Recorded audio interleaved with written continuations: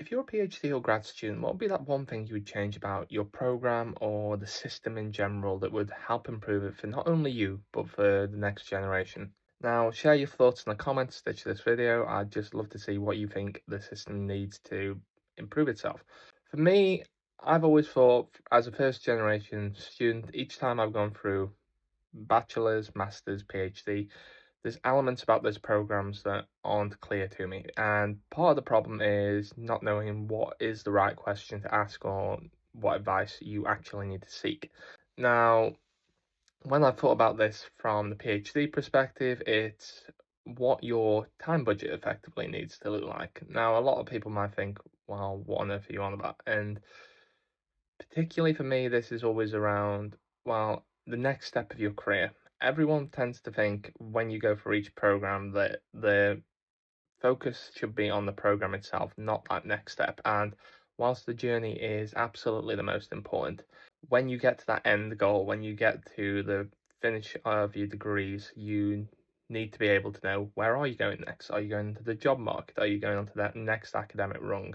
And how do you do that then? If you do not know that information, if you haven't got that support or that guidance, you're either late to the party and therefore potentially have missed some of those opportunities, or you aren't looking in the right place. You haven't pursued all the opportunities that are there because you don't know they exist. So, what could we do about it? And this is where, particularly if most of academia, for argument's sake, looks like you need, so think for the PhD specifically here, if you need, okay, various publications, you need to take part in outreach, you need various different both research experiences, teaching experiences, and so on.